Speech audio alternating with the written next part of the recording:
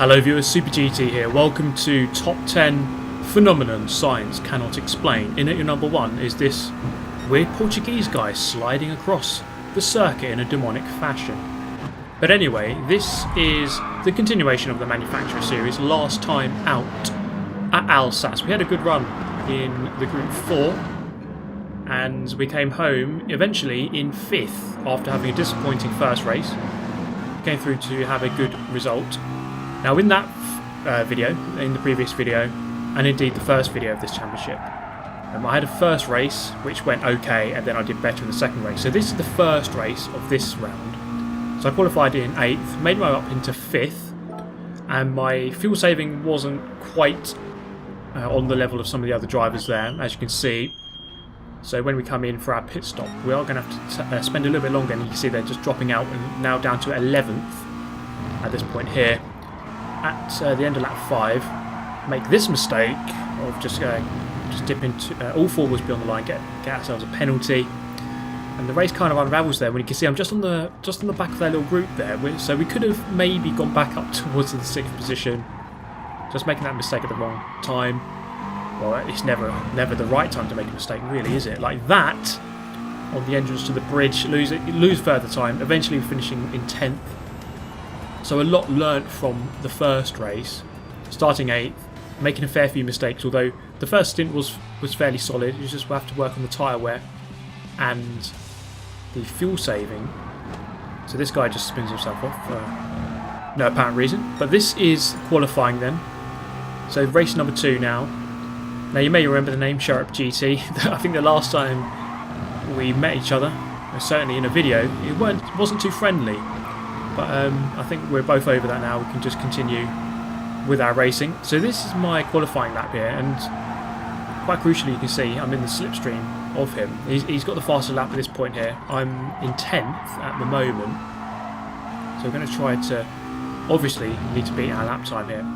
In the previous race, my qualifying was about 2:19.3, and at the moment is a 2:19.3 for pole position. So if we can match that, then we've done well, I think. So coming up the hill here, over the crest, towards the right-hander, Shirsat just makes the mistake there and has to just backs out of his lap. So it was good to have the toe there for the first half of that lap at least. We're going to come around the final turn now, onto the main straight. We're going to see what that lap time is. 2:20.3 to beat, which is our current best lap, although I think I can do a lot better than that. Cross the line with a 2:19.3. Puts us second on the grid. You can see the order there, and it's very close at the front. Top 4 split by 1/10, so very close indeed. So there we go, 1,850 points, 1,850 points on offer for a win, so that'll be very nice indeed. But for now, I'm going to leave you with the introduction. Hey lads, today I'm going to show you how to drive a car. All kinds of skills, but like... Okay, let's get on with it then. So, last time out it was a decent race, and as I said, we learnt from our first race. Okay, we're going to go on board with 3 different people here. So Shirsat, myself, and GT Webpass. So the Aston Martin in the lead. So 3 different types of car really for this circuit. I think the Porsche is probably the strongest of the 3 because it has the best overall handling / tyre wear, and it was the top time on the global leaderboard. Immediately, the Aston Martin not having a good run through turn 1, immediately on the back foot. So you can see me on the left hand side there, just trying to go around the outside. So side by side through this long right hander. This is a very technical section here, the first split of this circuit. So immediately that's a good start, up into first place. The Aston Martin here doesn't look particularly comfortable starting the race, and we're just going to hook it into this turn here. So this section here is probably I think this is the longest full speed section of the circuit. So this will lend its strength to the McLaren. The McLaren is actually fairly good in a straight line. The Porsche isn't. Out of the 3 cars we're looking at today, the Porsche, the Cayman here, not very good in a line, although you can see he's in the slipstream, so that's certainly going to help. And then we come into this long left-hander here. So this is Sainte Croix, which is definitely how you pronounce that. Sainte Croix reverse layout of B layout reverse, and it's not one I don't think I've ever done this one before, but you know what, I don't think it's too bad of a circuit. I actually quite like it. I like Sainte Croix in general, so all 3 configurations, each direction, I kind of like it. It's an unusual circuit, but I kind of like it. So you can see here, Shirsat moving up into 3rd. So the 3 people that we're looking at in this video, 1, 2 and 3, it's not often you see Super GT streaking away at the beginning. You can see here, opening up over a second of a margin here, so out of the slipstream range, which is good. I'm not actually sure of the strengths of the Aston Martin in Group 4. I'm more familiar with the Group 3 car, but in Group 4 I'm not really sure if it's a straight line car or, you know, a handling car. I think it's kind of an all-rounder, if anything. So into the final turn, the gap actually up to 1.3 now, or 1.4, or 1.5 almost. So GT Web Pass there, not really having a good first lap. In fact, really quite a disappointing first lap for him to drop that far back. You see the gaps there as we scroll back just to Shirsat. So opening up, maybe I'm about 3 seconds ahead of Shirsat at this point here. So that's a solid first lap. We can't really ask for too much more than that.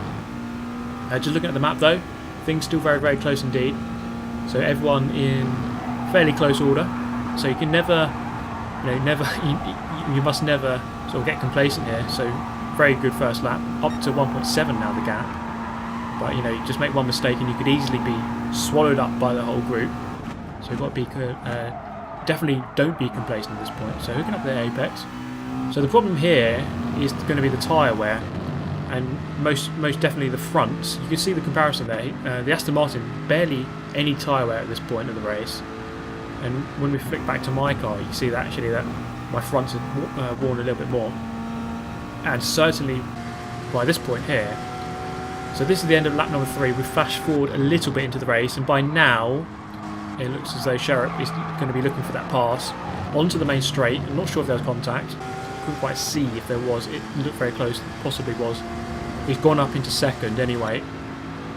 And the Aston Martin, is he going to look for an instant reply into turn 1? Probably not the best place unless you're fully alongside already, which he wasn't. You see just how planted that Cayman is through there. And this is going to be where you're going to see just how good this Cayman is in terms of handling. Through this first sector of the circuit, got lots of really long sweeping corners.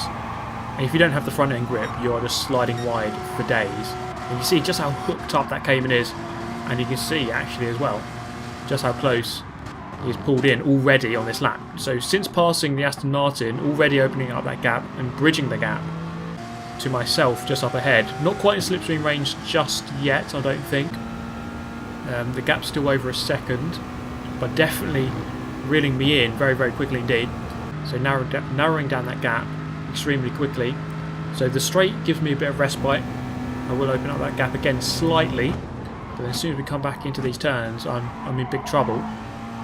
So it's looking like a very, very promising start, but you must never get complacent, as I've said, because you never know where some of those faster cars might emerge from the pack.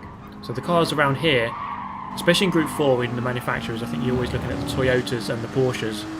I think those are the two brands you should always be wary of, because they're very, very strong indeed for tyre wear. The cars are light, I think, and they're not so bad on their tyres as a result. Whereas a lot of these bigger cars like the Aston Martins and those kind of cars, not as good on their tyres. And by now you can see the gap now, definitely within the slipstream range. So you can see he's just tucked in right behind, and I'm going to be pulling him along now. So his weakness of being slow on the straights, well, it's not going to really be a weakness now because he's in that slipstream range. So the end of lap 4, on the end of lap 4 in the previous race, that's when I pitted. I'm just wondering here if I should go in at the end of lap 4 or end of lap 5. The problem of going in now is that you risk coming out in traffic, which can lose you further time. Of course, you don't get the undercut. So there are strengths and weaknesses of both ways, and of course by being at the front I can't react to anyone, so I've actually decided to stay out, as has Shirsat. So we're both going to stay out here, go around for one more lap. You can see on the left hand side plenty of people going in, so lots of people going for the undercut instead. So this is going to be a slight defensive lap, as lap 4, Shirsat has definitely pulled onto the back of me. I'm going to have to try to maybe defend. I don't really want to give him the position too easily and let him just drive away. So just going defensive if I have to. Although you don't want to defend too much because, of course, there's other people in the race, and the more you defend against this one person, you're losing time to everyone else in the race. So just keep it nice and steady. Onto this back straight, so I should be able to keep it in front here. You will tuck into that slipstream once again. But as long as I can just stay ahead into the next turn, then I should be okay. The Aston Martin looking very, very racy indeed at this point.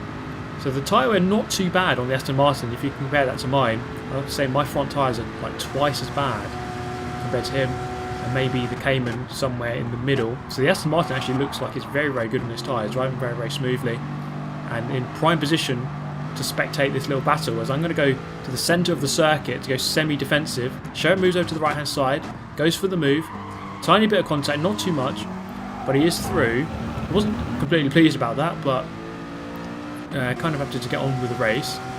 So Shirsat in the Porsche into the lead. So the top 3 here, all within a second of each other. Very, very close race indeed. As you come down towards the other end of the bridge, just braking after the little triangle. There's little triangle markings on the road, and you brake just after the first set of those. It kind of hooks you around nicely. Just coming out of there, up this hill. Again, just tuck into that slipstream. So we are going to go into the pit lane at the end of this lap. So we just want to make sure that we stay as close as we can to the back of the Russian to make sure he doesn't get too far away. As we go into the right-hander, a little bit wide once again. Actually meeting quite a late apex, but getting on the throttle a little bit too late. And you can see again the difference in the tyre wear between us is massive. So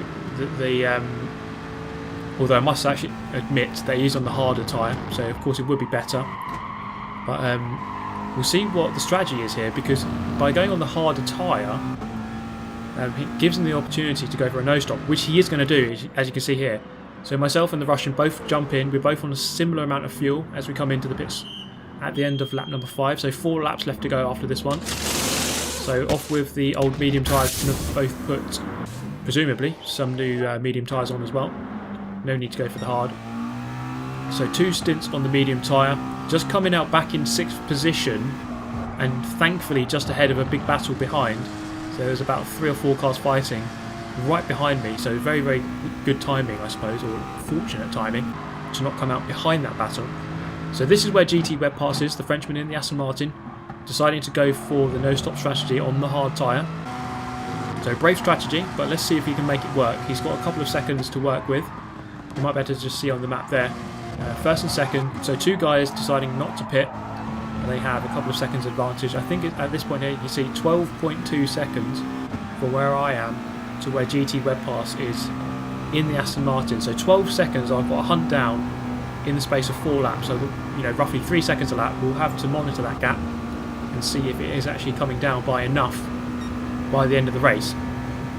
So moving back over to the right side, past the Audi TT there.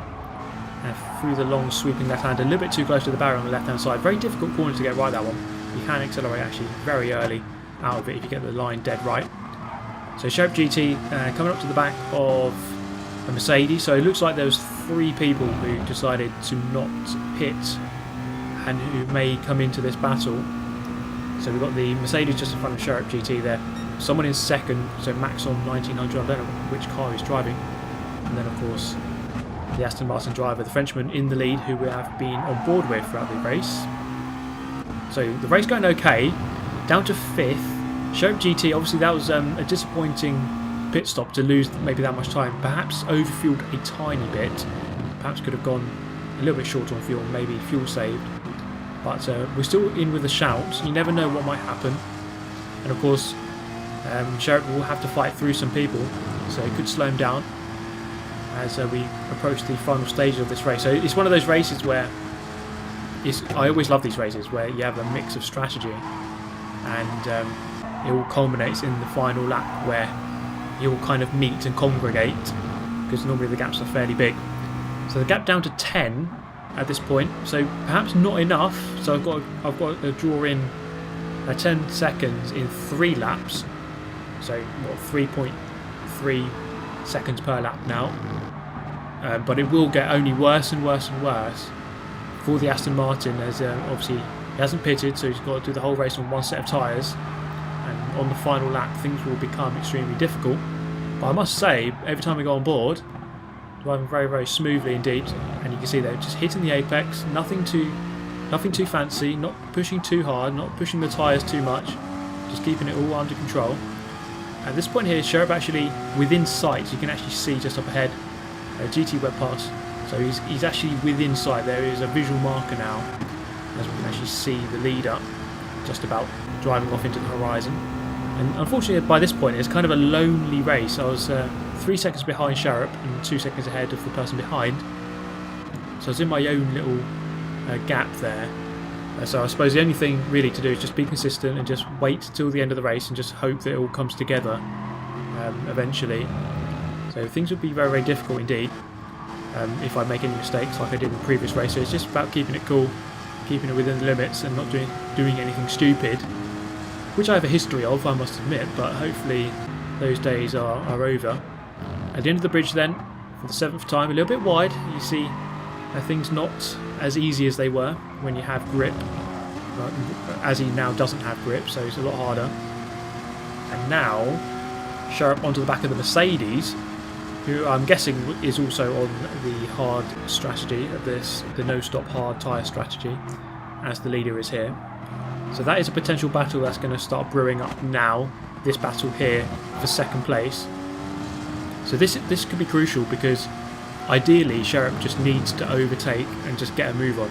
He does not want to lose any time here having to fight someone, because it's close enough as it is. In terms of catching up with the leader, you don't want anything to kind of hinder your progress. You kind of just want to get past this car and just get a move on.